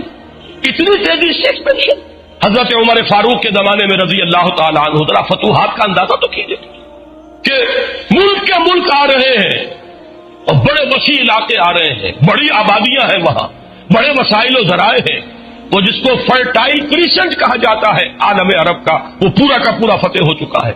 اس میں اگر انتظام نہ ہوتا، بندوبست نہ ہوتا، یہ ساری چیزیں جو ہے کسی نظم کے اندر نہ آتی تو بہت بڑی ہلاکت پیدا ہو جاتی۔ میں لفظ ہلاکت استعمال کر رہا ہوں اس لیے کہ یہ لفظ حضرت عمر نے استعمال کیا رضی اللہ تعالیٰ عنہ۔ حضرت عمر کے یہ الفاظ لولا علی لہلک عمر، اگر علی نہ ہوتے تو عمر ہلاک ہو جاتا۔ کیوں؟ حضرت عمر جو ہے اس وقت خلیفۃ المسلمین، امیر المومنین، پوری کی پوری ذمہ داری، اب اس میں ان کی توجہ، فوجوں کا انتظام، محاذوں سے آنے والی اطلاعات، وہاں کرائسس ہو گیا ہے، وہاں یہ سامان چاہیے، وہاں ایک شکست کی سی کیفیت، جیسے کہ آپ کو معلوم ہوگا کہ ایران میں ایک موقع پر بڑی حالت جو ہے وہ کمزور ہو گئی تھی مسلمان افواج کی، جس وقت کہ حضرت عمر نے فیصلہ کیا تھا کہ میں خود جاؤں گا، اب میں محاذ کے اوپر خود جاؤں گا، تو اس وقت جو ہے حضرت عمر کی زیادہ توجہ تو اس پر لگ رہی ہے۔ اگر اس کے ساتھ انتظامات نہ ہو، اہتمام نہ ہو، نظم نہ ہو، قائم نہ کیا جائے تو واقعہ یہ ہے کہ جس کو آپ کہتے ہیں آگے دوڑ پیچھے چوڑ، آگے تو بڑھتے جا رہے ہیں، پیچھے معاملہ جو ہے خراب ہوتا چلا جا رہا ہے، یہ ہوتا۔ لیکن یہ سارا کام کس نے سنبھالا؟ حضرت علی نے سنبھالا۔ یوں سمجھیے کہ اس پورے دور میں حضرت ابو بکر، حضرت عمر اور حضرت عثمان کا بھی ایک حصہ جو ہے دور خلافت کا، اس میں حکومت کا انتظام، پورا سیکریٹریٹ، تمام محکمے بنانے، کوئی سی محکمے کا تصور ہی نہیں تھا، سارے محکمے ایجاد کیے ہیں حضرت علی نے، سارے دیوان مرتب کیے حضرت علی نے۔ گویا کہ آج کے زمانے میں آپ کہیے چیف سیکریٹری کہیے یا جو بھی اس کو نام دے، وہ کون تھے؟ وہ حضرت علی تھے رضی اللہ، اور پورا انتظام ان کے اپنے ذہن سے نکلا ہوا ہے۔ تو ایک طرف ایک شخص مرد میدان ہونے میں وہ ہو، میدان بدر یاد کیجئے، غزوہ احزاب یاد کیجئے، غزوہ خندق یاد کیجئے، 3-4 موٹی موٹی چیزیں بھی جو ہے وہ کافی ہو جائیں گی۔ دوسری طرف آپ کی فصاحت و بلاغت، میں ابھی اس کا ذکر نہیں کر رہا اس لیے کہ وہ ذرا مختلف ہی مسئلہ ہے۔ اہل حدیث حضرات اور ہمارے محدثین جو ہے، جو تصوف کے ان سلاسل کو تسلیم نہیں کرتے، وہ ان چیزوں کو نہیں مانتے، لیکن جو لوگ کے تصوف کے قائل ہیں، ان سلاسل کو مانتے ہیں، تو آپ کو معلوم ہے کہ 3 سلسلے جو ہیں صوفیہ کے ان سلاسل اربعہ میں سے، وہ شروع ہوتے حضرت علی کے ساتھ سے رضی اللہ تعالیٰ۔ ایک طرف باطنی کیفیات کا وہ عالم، ایک طرف علمی صلاحیتوں کا وہ عالم، انا مدینۃ العلم وعلی بابھا، کہ میں علم کا شہر ہوں اور علی اس کا دروازہ رضی اللہ تعالی عنہ صلی اللہ علیہ وسلم۔ دوسری طرف مرد میدان ہونے کی یہ کیفیت، تو یہ جامعیت، منتظم ہونے کا یہ معاملہ جو میں نے آپ کو بتایا کہ حضرت عمر فرما رہے کہ لولا علی لہلک عمر، یہ جو ہے در حقیقت ایمبی ورٹ ہونے کے اعتبار سے، جس میں صدیقین اور شہداء دونوں کے اوصاف جمع ہو گئے ہوں، اس میں یقیناً ایک عظیم ترین شخصیت جو ہے وہ حضرت علی کی ہے رضی اللہ تعالیٰ۔ ایک اور پہلو سے میری بات سمجھ لیجئے، یہ بھی عرض کر دوں، یہ بھی صرف ٹانکتے جائیے۔ حضرت علی تمام غزوات میں شریک رہے سوائے تبوک کے۔ تبوک میں حضور نے انہیں مدینے میں چھوڑا اپنے نائب کی حیثیت سے، اور جب انہوں نے شکوہ کیا، ان کے تو مزاج سے یہ چیز بڑی تھی کہ لوگ جائیں اور داد شجاعت دیں میدان جنگ میں، اور میں یہاں عورتوں کے ساتھ پیچھے بیٹھ جاؤں۔ شکوہ کیا حضور نے فرمایا کہ علی، کیا تمہیں یہ پسند نہیں ہے کہ تمہارا تعلق مجھ سے وہی ہو جو ہارون کا تھا موسیٰ کے ساتھ، سوائے اس کے کہ میرے بعد نبوت نہیں ہے؟ یعنی حضرت موسیٰ کے نائب کی حیثیت سے حضرت ہارون تھے تو وہ بھی نبی اور رسول تھے، لیکن تم میری جگہ ہو تو میرے ساتھ اسی مقام پر، لیکن نبوت اور رسالت بہرحال اس کا دروازہ مجھ پر بند ہو چکا ہے۔ لیکن یہی کام کیا حضرت عمر نے رضی اللہ تعالیٰ عنہ۔ بیت المقدس جب گئے ہیں، جس کا ذکر میں بارہا کر چکا ہوں، وہ چارج لینے کے لیے بیت المقدس کا، تو کس کو نائب بنایا تھا؟ حضرت علی کو رضی اللہ تعالیٰ۔ کہاں سے ہم مان لیں کہ ان کے مابین کوئی بد اعتمادی ہو سکتی تھی؟ سوچئے تو صحیح، اس زمانے میں کوئی شخص اپنی جگہ چھوڑ کر اپنی جگہ ایسے شخص کو بٹھائے گا جس کے ساتھ اس کو اعتماد نہ ہو، جس پر اسے پورا وثوق اور یقین نہ ہو؟ لیکن یہ کہ حضرت علی کو 2 مرتبہ حضرت عمر نے اپنا جانشین بنایا، جیسے کہ محمد الرسول اللہ نے بنایا، اور میں سمجھتا ہوں کہ یہ بھی عمر فاروق کا اسوہ محمدی پر عمل ہے صلی اللہ علیہ وسلم، کہ اگر حضور نے غزوہ تبوک کے موقع پر اگر حضرت علی کو مدینے کے اندر بٹھایا تھا نائب کی حیثیت سے، تو کیسے ممکن ہے کہ عمر بن الخطاب رضی اللہ تعالی عنہ وہ حضور کے اس اسوے پر عمل نہ کرے؟ بیت المقدس کا سفر تبوک سے بھی کہیں آگے، یروشلم جا رہے تھے حضرت عمر، اور کتنا رہا ہوگا مدینے سے آپ کی غیر حاضری کا معاملہ۔ یہ آج کل کا معاملہ تو نہیں تھا، تیز رفتار سواریاں نہیں تھی، اس عرصے میں تو اگر کسی کے دل میں کوئی اور بات ہوتی تو اس کے لیے پورا موقع تھا کہ تختہ الٹ دیتا، لیکن نہیں، معاذ اللہ، یہ سب ہم ان کہانیوں کو ماننے کے لیے تیار نہیں، ہم ان چیزوں کو تسلیم کرنے کو تیار نہیں۔ یہ مربوط تھے، یہ ایک بنیاد مرصوص تھے۔ یہ صحیح ہے کہ حضرت علی رضی اللہ تعالی عنہ کو حضرت ابو بکر سے بعض چیزوں میں شکایت رہی ہے، اور اس شکایت کے لیے ان کے پاس بات بھی بنیادی طور پر صحیح تھی۔ ایک شکایت یہ تھی کہ خلافت کا فیصلہ کر لیا گیا، درحال کہ ہم شریک نہیں تھے، ہم تو حضور کی تدفین میں رہے اور یہاں فیصلہ ہو گیا۔ لیکن یہ فیصلہ کیوں ہو گیا؟ حضرت عمر یا حضرت ابو بکر نے نہیں کیا۔ جب انصار جمع ہو گئے سقیفہ بنی سعدہ میں، اور خبر یہ آئی کہ وہ تو طے کر رہے ہیں معاملہ، اور اگر ایک مرتبہ وہ فیصلہ ہو جاتا پھر آپ کو معلوم ہے کہ خون کی ندیاں بھی بہہ جاتی، تو غلط فیصلہ جو ہے اس کو صحیح کرانا ممکن نہ ہوتا۔ یہ کرائسس جو ہے اس وجہ سے پیدا ہو گیا۔ حضرت ابو بکر کے ناخن تدبیر نے اس کرائسس کو حل کر دیا، امت مسلمہ کو بچا لیا ایک بہت بڑے فتنے سے۔ لیکن انہیں اگر شکایت نہیں ہے تو شکایت کے لیے بنیاد ہے۔ یا حضرت فاطمہ رضی اللہ تعالی عنہ، وہ چونکہ اس بات کی قائل تھی کہ باغ صدق مجھے ملنا چاہیے وراثت میں، حضرت ابوبکر رضی اللہ تعالیٰ عنہ کے سامنے حضور کا یہ قول تھا کہ نحن معاشر الانبیاء لا نرث ولا نورث، تو انہوں نے ان کی یہ خواہش پوری نہیں کی، تو شکوہ ایک رنج سا رہا۔ یہ حقائق ہے انسانوں کے اندر بھی، وہ باہمی کسی وقت رنجش کا پیدا ہو جانا یہ کوئی بڑی دستیاس نہیں ہے۔ چنانچہ سورہ ہجر کی ایک آیت ہے کہ ہم جب اہل جنت کو جنت میں داخل کریں گے، جنتیوں کو، تو الفاظ آتے ہیں وَنَزَعْنَا مَا فِي صُدُورِهِم مِّن غِلٍّ إِخْوَانًا عَلَىٰ سُرُرٍ مُتَقَابِلِينَ، ہم ان کے دلوں میں جو بھی کوئی رنجشیں ہوں گی وہ نکال لیں گے، اور پھر جنت میں وہ بیٹھے ہوں گے آمنے سامنے ایک دوسرے سے کہ بھائی بن کر، کوئی رنجش جن میں تھی بھی، دنیا میں تھی بھی، تو نکل چکی ہوگی۔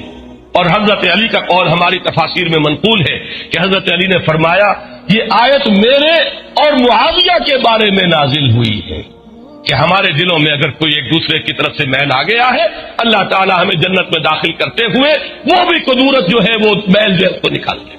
تو ہمارا نقشہ تو صحابہ کرام کا یہ ہے کہ یہ ایک بنیاد مرصوص تھے، وقتی طور پر انسانوں کے اندر کوئی شکوہ شکایت پیدا ہو جانا یہ تو چیز وہ ہے جس کو ہم مان لیں گے، لیکن کوئی مستقل قدورت، کوئی بغض معاذ اللہ، کوئی دشمنی ایک دوسرے سے، اس کا ہم تصور نہیں کر سکتے۔ لہذا یہی وجہ ہے کہ حضرت علی رضی اللہ تعالیٰ عنہ کو 2 مرتبہ حضرت عمر نے اپنا جانشین بنایا۔ جب حج پر گئے ہیں تو حضرت علی کو جانشین بنا کر گئے، انچارج بنا کر گئے ہیں، جب گئے ہیں یروشلم تو بھی حضرت علی کو یہاں پہ نمائندہ بنایا۔ اور ایک بات اور نوٹ کیجئے کہ حضرت علی رضی اللہ تعالیٰ عنہ کی صاحبزادی ام کلثوم حضرت عمر کے نکاح میں آئی۔ یہ کوئی ہونے والی بات تھی اگر باہمی محبت نہ ہوتی؟ یہ کوئی ہونے والی بات تھی اگر باہمی اعتماد اور باہم شیر و شکر نہ ہوتے؟ اگر شکایت بھی تھی تو میں عرض کر چکا ہوں وہ حضرت ابوبکر سے تھی۔ اگر شکایت کوئی تھوڑی دیر کے لیے رہی بھی ہے، کوئی شکوہ، حضرت عمر سے تو کسی شکوے کا ہمارے پاس تو ریکارڈ موجود نہیں ہے کہ کس بنیاد پر کوئی شکوہ ہو۔ تو یہ جو ایک بنیاد مرصوص رہے ہیں، بلکہ جب میں نے ابھی ذکر کیا تھا کہ جب ایران کے محاذ پر ایک دفعہ ذرا کریٹیکل سچویشن پیدا ہوئی ہے اور حضرت عمر نے فیصلہ کیا کہ اب میں جاؤں گا وہاں محاذ پر، تو حضرت علی نے روکا اور یہ فرمایا کہ چکی اسی وقت تک پیستی ہے جب تک کہ وہ اپنی کلی جو ہے اس کے اوپر قائم رہے۔ آپ کا مقام اس چکی کے اس کلی کا ہے۔ یہ امت مسلمہ کی چکی چلے گی اگر آپ اپنی جگہ پر قائم رہیں گے، اگر وہ کلی اپنی جگہ سے ہٹ گئی تو چکی چلے گی کیسے؟ لہذا آپ نہ جائیں، ان کو مجبور کیا کہ آپ یہیں پر رہیں، یہیں سے بیٹھ کر انتظام کریں، اور حضرت عمر رضی اللہ تعالیٰ عنہ نے حضرت علی کے اس مشورے کو قبول کیا اور اپنے ارادے کو فسخ کر دیا۔ ہمارا نقشہ یہ ہے، اور میں جو بات آج بتانا چاہتا تھا وہ یہ ہے کہ اہل سنت کے ہاں بھی حضرت علی کا مقام بہت بلند ہے، بہت بلند ہے، بہت بلند ہے۔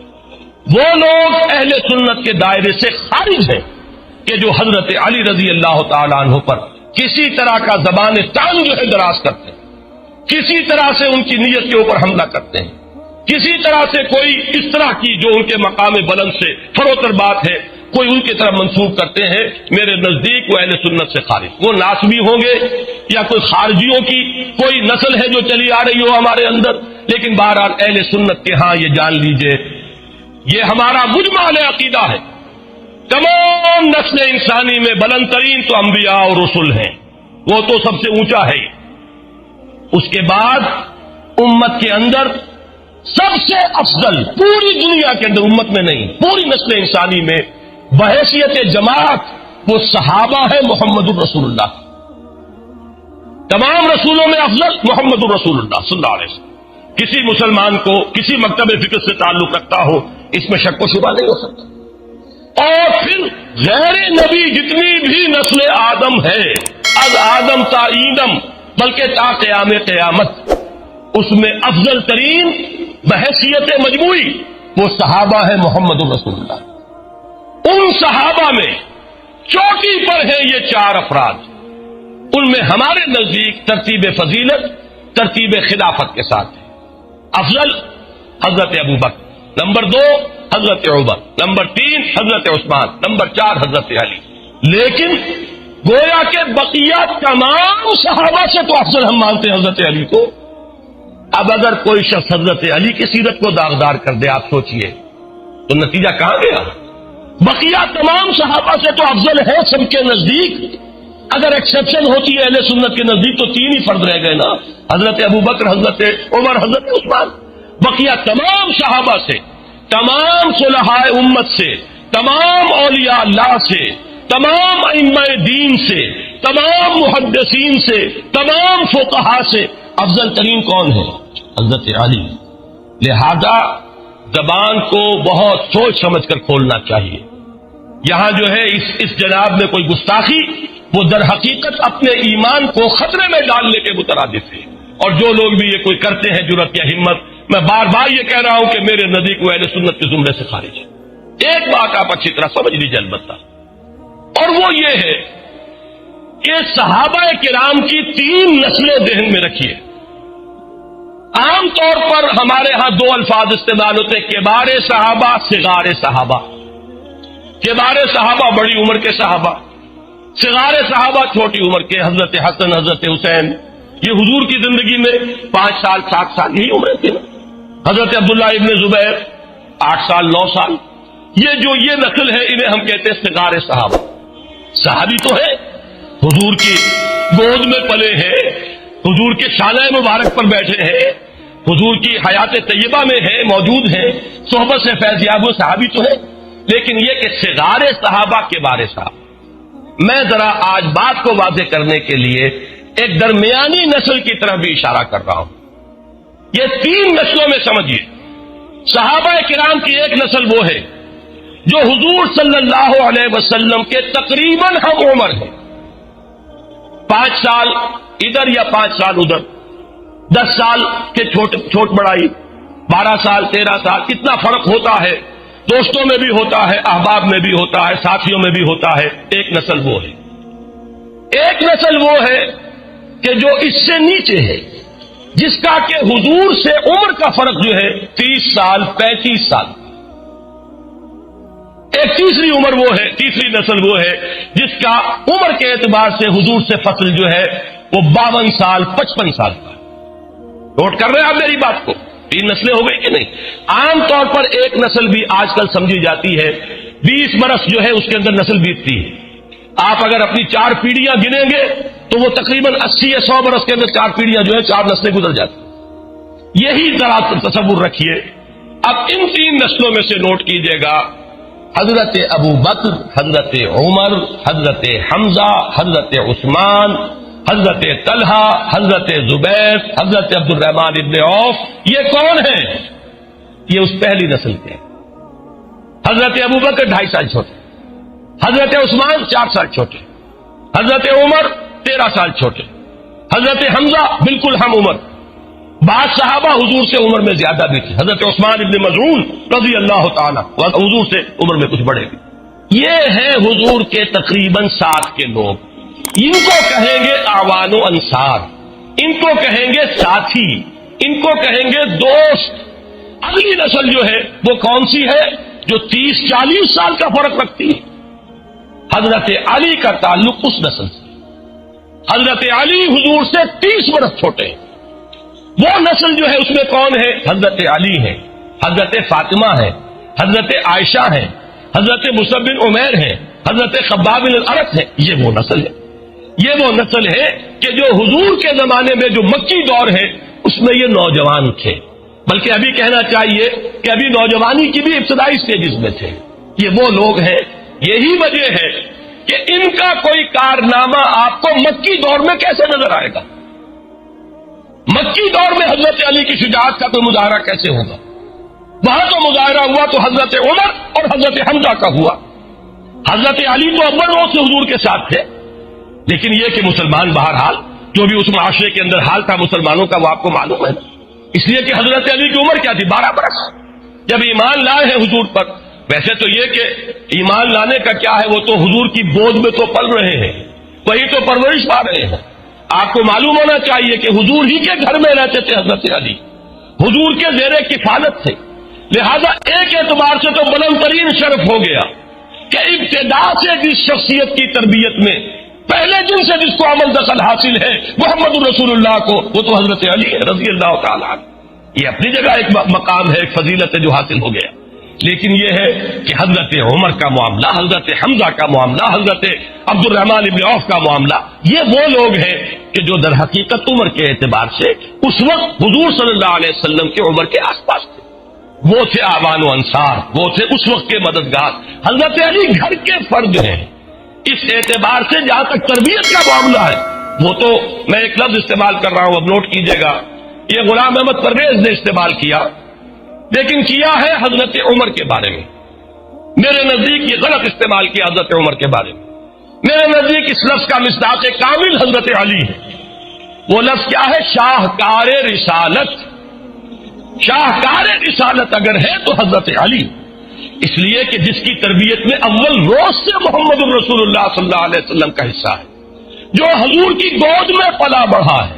جب حضور پر وحی کا آغاز ہوا تو 10 سال کی عمر ہے، اور جب حضور کو تبلیغ کا حکم ہوا ہے، یہ فرق رکھیے گا ذہن میں، 3 سال کا فرق ہے۔ عام طور پر خیال یہ ہے پہلی وحی آئی ہے اس وقت سے لے کر، اور جب کہ سورہ مدثر کی آیات نازل ہوئی جن میں تبلیغ کا حکم ہے، عام خیال یہ کہ 3 برس کا فرق ہے۔ یہی وجہ ہے کہ جب حکم ہو گیا ہے کہ اب آپ یا ایھا المدثر قم فانذر، اب کھڑے ہو کر اپنی تبلیغ کا آغاز فرما دیجئے، یہاں سے کہا جاتا ہے حضور کی رسالت کا آغاز ہوا۔ اور جب پہلی آیات اتری تھی اقرا بسم ربک الذی خلق، وہاں سے یہ کہا جاتا ہے کہ حضور کی نبوت کا ظہور ہوا۔ تو اسی لیے یہ کہا جاتا ہے کہ 13 برس کی عمر میں ایمان لائے، اس لیے کہ اگرچہ آغاز وحی سے وہ تو اگر کہا جائے تو 10 برس عمر ہے، لیکن جب تبلیغ کا حکم ہو رہا ہے تو اس وقت حضرت علی کی عمر 13 برس، تو 13 برس کی عمر میں ایمان لائے حضرت علی، اور پھر ساتھ رہے، گھر میں ہے۔ تو فیض یاب سب سے زیادہ کون ہو رہا ہے محمد الرسول اللہ کی صحبت سے؟ وہ تو حضرت علی ہے، دن رات کے ساتھی ہیں، ایک طرح کے خادم ہیں، گھر میں رہنے والے عزیز ہیں، اپنے ایک چھوٹے عزیز کی حیثیت سے گھر میں حضور صلی اللہ علیہ وسلم کے ہاں ان کی رہائش ہے۔ اس اعتبار سے شاہکار رسالت، شاہکار نبوت، اس لفظ کا اطلاق اگر ہوتا ہے بتمام و کمال تو وہ حضرت علی کی ذات ہے، اس لیے کہ تربیت محمدی کا شاہکار حضرت علی۔ البتہ یہ ضرور ہے کہ مکی دور میں آپ کی عمر چھوٹی تھی، اس میں 2-3 واقعات تو نمایاں ہمیں آتے ہیں سامنے کہ حضرت علی رضی اللہ تعالیٰ عنہ نے کھڑے ہو کر کہا تھا جب پہلی مرتبہ یہ حکم آیا کہ انذر عشیرتک الاقربین، اے نبی ذرا اپنے قریبی رشتہ داروں کو خبردار کیجئے، ان تک دعوت پہنچائیے، تو 2 مرتبہ کھانے کا اہتمام کروایا، اور حضرت علی ہی کو حکم دیا اہتمام کرو۔ 13، 14، 15 برس کا نوجوان جو ہے گھر کے اندر رہتا ہے، ظاہر بات ہے وہی بندوبست کرے گا، وہی جانوروں کو ذبح کروائے گا، وہی اہتمام کرے گا، کھانا پکوائے گا۔ سارے بنی ہاشم جمع ہو گئے ہیں، پہلی مرتبہ جمع ہوئے، حضور نے جب اپنی بات پیش کی تو سب لوگ ہنسنے لگے اور اٹھ کے چلے گئے، کسی نے جواب ہی نہیں دیا۔ دوسری مرتبہ پھر کیا، پھر دعوت کھلائی۔ اب میں یہ کہا کرتا ہوں کہ کچھ لوگوں کو شرم آ گئی ہوگی کہ 2 مرتبہ کھانا کھایا ہے تو اب کچھ تو ان کی بات سن لیں، تو آپ نے کھڑے ہو کر جب دعوت پیش کی، سن تو انہوں نے لی، لیکن یہ ہے کہ اس کے بعد سانپ سونگ گیا سب کو۔ بنو ہاشم ہے یہ سب، ان میں جان لیجئے، نہ حضرت ابو بکر بنی ہاشم میں سے ہے، نہ حضرت عمر یہ بنو ہاشم میں سے نہیں ہے۔ حضرت حمزہ بھی ہو گئے، وہ بنو ہاشم میں سے تھے لیکن ان کی توجہ ہی نہیں، غور ہی نہیں کیا ہوگا انہوں نے، اس لیے وہ تو 6 سال جا کر ایمان لائیں گے۔ لیکن یہ کہ بنو ہاشم کا پورا خاندان جمع ہے، کوئی ٹس سے مس نہیں ہوا، کھڑا ہوا تو کون؟ علی ابن ابی طالب، اور ان کے الفاظ تاریخی ہیں، اگرچہ میں عمر میں سب سے کم ہوں، اگرچہ میری آنکھیں دکھتی ہیں، یہ آشوب چشم کا عرضہ معلوم ہوتا ہے کہ حضرت علی کو بچپن سے تھا، اس لیے کہ پھر غزوہ خندق میں بھی اس کا ذکر آتا ہے کہ آنکھیں دکھتی تھی حضرت علی کی، حضور نے اپنا لاب مبارک جو ہے وہ لگایا تھا، لاب دہن، تو آب دہن تو اس سے آپ کو آرام ہوا تھا، تو یہ اس وقت بھی آنکھیں دکھ رہی ہوں گی، اگرچہ میں عمر میں سب سے کم ہوں، اگرچہ میری آنکھیں دکھتی ہیں، اگرچہ میری ٹانگیں پتلی ہیں، لیکن میں آپ کا ساتھ دوں گا۔ اور پورا مجمع جو ہے کہتا لگا کر کہ یہ ہے دنیا کی تاریخ بدلنے کا اور تاریخ کا رخ بدلنے کا داعیہ لے کر آئے ہیں، اور یہ ان کے ساتھی ہیں، ہنستے ہوئے لوگ چلے گئے۔ یہ واقعہ آتا ہے۔ یا ہجرت کی رات حضور صلی اللہ علیہ وسلم اپنے بستر پر، اس وقت حضرت علی کی عمر کیا ہوگی؟ 22 برس، لگ بھگ 22 برس، اس نوجوان کو اپنے بستر پر سلا کر گئے۔ باقی آپ کو اس پورے دور میں حضرت علی نمایاں نظر نہیں آ سکتے۔ کیوں نظر نہیں آ؟ اس لیے کہ آپ کی عمر کو پیش نظر رکھیے۔ حضرت علی کی شخصیت کے جوہر جو نمایاں ہوئے وہ مدنی دور میں ہوئے۔ مدنی دور کا نقطہ آغاز ہے غزوہ بدر اس وقت سے 24 برس کے جوان، اور اس وقت جو بھی ہوا ہے حضرت علی کی شجاعت کا دور ہوا آپ کو معلوم، اور اسی طریقے سے پھر سارے واقعات میں نے بیان کیے. اس فرق کو ضرور ملحوظ رکھیے. یہ فرق چونکہ ہم اپنے سامنے نہیں رکھتے، لہذا بہت سی چیزیں جو ہیں وہ صحیح کانٹیکسٹ میں نہیں آتی، صحیح اس پس منظر میں زمانی اور جو مکانی اعتبار سے یہ پورا اگر پس منظر سامنے ہو تو پھر وہ نقشہ سامنے آئے گا کہ حضرت علی رضی اللہ تعالی عنہ شاہکار رسالت ہے. حضور کی تربیت، حضور کا تزکیہ، حضور کی تعلیم، اس سب کا سب سے بڑا مظہر صحابہ میں وہ حضرت علی. پروڈکٹ اگر دیکھنا ہو حضور کی تعلیم و تربیت کا تو اس کا سب سے نمایاں کون مظہر ہوں گے؟ حضرت علی ہوں. البتہ جو مقام ان ساتھیوں کا ہے جو اول روز سے آپ کے ساتھ ہیں، جو تبلیغ میں اول روز سے شریک ہو گئے ہیں کہ حضرت ابو بکر ایمان لاتے ہی اب وہ تبلیغ میں لگ گئے ہیں، اور عشرہ مبشرہ میں سے 6 صحابہ وہ ہیں جو ابو بکر کی دعوت و تبلیغ سے حضور صلی اللہ علیہ وسلم کے دامن سے آ کر واپس آئے. انہی میں حضرت عثمان غنی ہے، انہی میں طلحہ ہے، انہی میں زبیر ہے، انہی میں عبد الرحمن ابن عوف ہے، انہی میں وہ سعید ابن زید ہے، حضرت عمر کے بہنوئی حضرت سعید ابن زید. یہ سب کون ہے؟ یہ جو سب سے چوٹی کے گھرانوں کے لوگ ہیں قریش کے، وہ سب در حقیقت ابو بکر کی تعلیم اور تبلیغ سے ایمان لائے. تو یہ ہے ہر ایک کا اپنا مقام، اپنا درجہ، اپنی حیثیت، اپنی جگہ پر ان کو رکھ کر اگر دیکھا جائے تو بات سمجھ میں آ جائے گی. آخری بات اور عرض کرنا چاہتا ہوں، حضرت علی رضی اللہ تعالی عنہ یہ ماننا پڑتا ہے تاریخی اعتبار سے کہ دور خلافت کے اعتبار سے، نوٹ کیجئے گا میری بات، بظاہر فتنے پر قابو نہیں پا سکے، باہمی خانہ جنگی رہی، اختلاف رہا، امت مجتمع نہیں ہو سکی، تفرقہ جاری رہا، بڑی بڑی جنگیں ہوئی، جنگ جمل، جنگ صفین، جنگ نہروان کا ذکر میں کر چکا ہوں. جمل میں ایک طرف عائشہ، طلحہ اور زبیر ہیں، دوسری طرف حضرت علی رضی اللہ تعالی عنہ. تو یہ بڑے بڑے فتنے جو ہے اس دور میں ہوئے، لیکن اچھی طرح سمجھ لیجئے، معاذ اللہ ثم معاذ اللہ ثم معاذ اللہ، اس کا کوئی الزام حضرت علی کی ذات پر نہیں. اگر کسی کا یہ خیال ہے کہ یہ ان کی کوتاہی تھی یا ان کی یوں عدم صلاحیت تھی یا ان کے اندر صلاحیت کی کمی تھی تو یہ در حقیقت وہ تاریخ کو نہیں جانتا، وہ حقائق کو نہیں جانتا. یہودی سازش در حقیقت عبداللہ ابن سبا کی اتنی زوردار تھی، اتنی گمبھیر تھی، اس قدر سازشی ذہن تو یہودیوں کا آج بھی دنیا کے اندر پرووربیل ہے، ضرب المثل ہے کہ یہودی ذہن جو ہے سازش کے پیدا کرنے کے اندر جس قدر درخیز ہے، دنیا کی تاریخ میں اس کی مثال نہیں. ایسی سازش تھی، اس طرح کے کانٹے بو دیے گئے تھے. اب یہ اللہ کی طرف سے ہے کہ حضرت علی کو اس وقت حکومت ہاتھ میں ملی ہے، اس وقت یہ بوجھ خلافت کا آیا ہے جبکہ پورا جنگل جو ہے عظیم فتنے سے بھر چکا. اگر کہیں معاملہ ہوتا اس کے برعکس، اب میں یہ کہتا ہوں اس وقت حضرت عمر بھی ہوتے، حالانکہ بہت سے لوگ کہتے ہیں کہ اس وقت ضرورت تھی حضرت عمر کے آئرن ہینڈ کی. میں کہتا ہوں حضرت عمر بھی جہاں تک میں سمجھتا ہوں اللہ عالم کامیاب نہیں ہو سکتے. اور اگر کہیں حضرت علی کو خلافت پہلے مل گئی ہوتی تو جو ان کی شخصیت کا ظہور ہوتا وہ بہت مختلف ہوتا اس سے کہ جو اس وقت ہوا ہے جبکہ فتنے نے پورے عالم اسلام کو اپنی گرفت میں لے لیا. یہ چند باتیں تھی جو میں عرض کرنا چاہتا تھا. اگر میری زبان سے کوئی لفظ غلط نکل گیا ہو میں اللہ تعالیٰ سے بھی معافی چاہتا ہوں اور دعا کرتا ہوں کہ وہ اسے آپ کے حافظے سے بھی محو کر دے.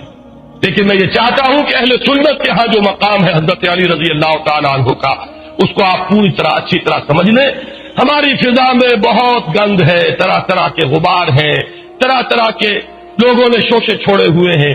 ان کو ہٹا کر اس پورے گرد و غبار کو صاف کر کے یہ جو حضور کے اہم ترین ساتھی ہیں، امت کے جو چوٹی کے افراد ہیں، ان کے بارے میں صحیح صورتحال جو ہے وہ ہمارے ذہنوں میں ہونی چاہیے. اقول قولی ھذا واستغفر اللہ لی ولکم ولسائر المسلمین والمسلمات. اگر آپ کو ہماری ویڈیو اچھی لگی ہو تو ہمارے چینل کو سبسکرائب ضرور کریں. ڈاکٹر اسرار احمد رحمت اللہ علیہ کی وفات کے لیے سورہ فاتحہ پڑھ کر کامنٹ میں آمین لکھیں. شکریہ.